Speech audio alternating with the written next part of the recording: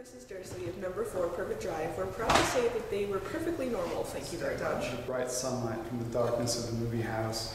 I only had two things on my mind. Paul Newman and a ride home. Around there lived a hobbit. Not a nasty, dirty, wet hole filled with the ends of worms and an oozy smell, nor yet a dry, bare, sandy hole with nothing in it to sit down on or to eat. I don't understand how a child with parents as brilliant as yours are supposed to be and can have such a poor student. If you don't manage to do a little better, you'll have to stay back next year. Randolph stirred, and he turned, looking back north, where the skies were pale and clear. Then he lifted up his hands and cried in a loud voice, ringing above the din, "The eagles are coming!"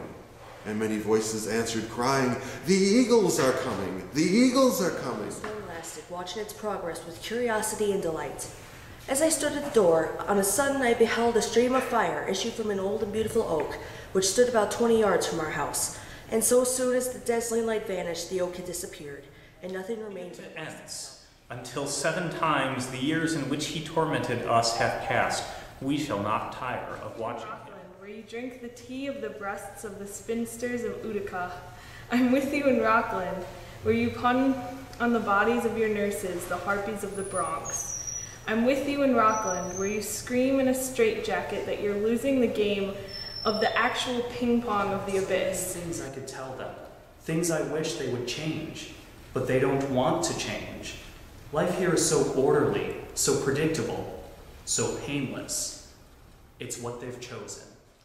Edward in the sunlight was shocking. I couldn't get used to it, though I'd been staring at him all afternoon. Larry concocted a dozen plans and dismissed them impatiently, for they all boiled down to stowing away, and how could you stow away on a narrow boat?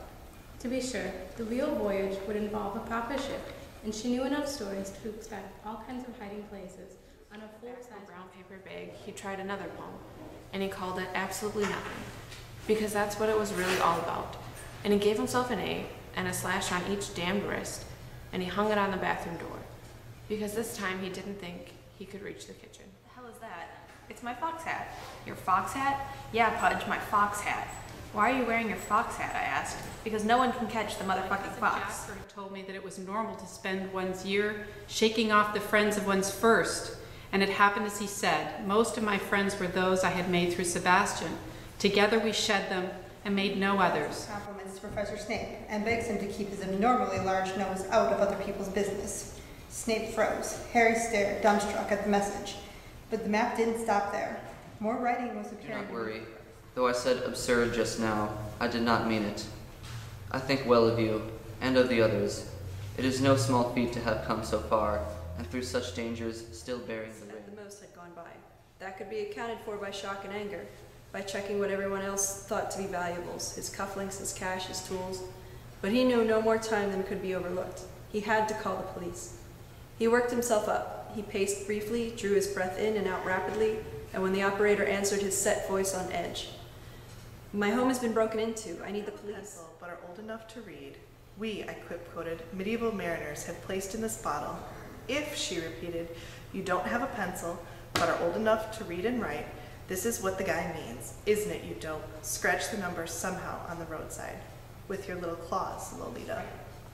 If he hadn't been so frightened, he could have made the lion disappear, or he could have wished himself safe at home with his father and mother. He could have wished for a lion to turn into a butterfly, or a daisy, or a gnat.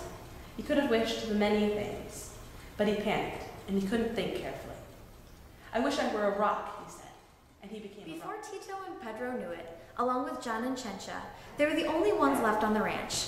Everyone else, including the ranch hands, were making mad, passionate love wherever they happened to end up.